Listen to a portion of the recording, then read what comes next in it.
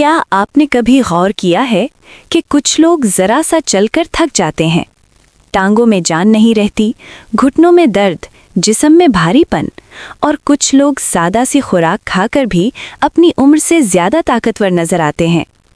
آج کی ویڈیو میں آپ کو ایک سادہ غذائی عادت کے بارے میں بتاؤں گی جو صدیوں سے آزمائی جا رہی ہے اور جسے روٹی کے ساتھ کھانے سے جسمانی کمزوری میں واضح فرق محسوس کیا جا سکتا ہے۔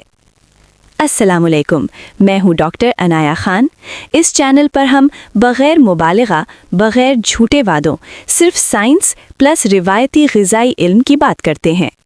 آج کی ویڈیو خاص طور پر ان لوگوں کے لیے ہے جنہیں جلد تھکن ہو جاتی ہے، جوڑوں میں کمزوری ہے، پٹھے جواب دینے لگتے ہیں یا عمر کے ساتھ طاقت کم ہوتی جا رہی ہے۔ زیادہ تر لوگوں کو یہ نہیں بتایا جاتا کہ جسمانی کمزوری کی بڑی وجوہات کیا ہیں۔ نمبر 1، پروٹین کی کمی۔ نمبر 2، منرلز کی کمی۔ نمبر 3، آنتوں کی کمزوری۔ نمبر 4، سادہ مگر غلط غذائی عادتیں۔ جب آنتیں غذا کو صحیح جذب نہ کریں تو مہنگی دوائیں بھی فائدہ نہیں دیتی۔ روٹی کے ساتھ کیا کھایا جائے؟ اب بات کرتے ہیں اس عادت کی جس کا ذکر پرانی طب میں بھی ملتا ہے اور جدید نیوٹریشن بھی اسے تسلیم کرتی ہے۔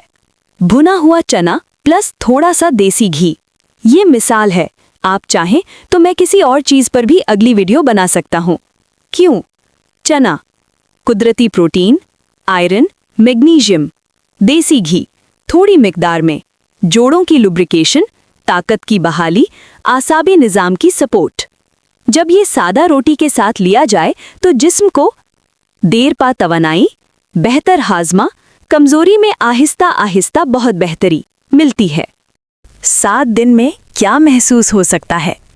میں یہاں کوئی دعویٰ نہیں کر رہی، لیکن بہت سے لوگ یہ محسوس کرتے ہیں کہ صبح اٹھتے وقت جسم ہلکا لگتا ہے، چلنے میں اعتماد بڑھتا ہے، تھکن دیر سے ہوتی ہے، بھوک بہتر ہو جاتی ہے۔ ہر انسان مختلف ہوتا ہے، اس لیے اثرات بھی مختلف ہو سکتے ہیں۔ کن لوگوں کو احتیاط کرنی چاہیے؟ اگر آپ شوگر کے مریض ہیں، کولیسٹرول زیادہ ہے یا کسی مستقل بیماری میں مبتلا ہیں تو ضرور اپنے ڈاکٹر سے مشورہ کریں۔ یہ ویڈیو علاج نہیں بلکہ غذائی آگاہی کے لیے ہے۔ یہاں آپ ایک عام انسان کی کہانی سنائیں۔ ایک 65 سالہ شخص جو زیادہ چل نہیں پاتے تھے، انہوں نے اپنی خوراک میں سادگی اور توازن لایا اور چند ہفتوں میں خود کو پہلے سے بہتر محسوس کیا۔ یاد رکھیں، طاقت کسی جادو سے نہیں آتی بلکہ صحیح خوراک پلس مستقل مزاجی سے آتی ہے۔ اگر آپ چاہتے ہیں کہ ہم ایسی مزید غذاؤں پر بات کریں یا کسی خاص مسئلے پر ویڈیو بنائیں تو کامنٹ میں ضرور لکھیں۔ میں ہوں ڈاکٹر عنایہ خان۔ اللہ آپ کو صحت دے۔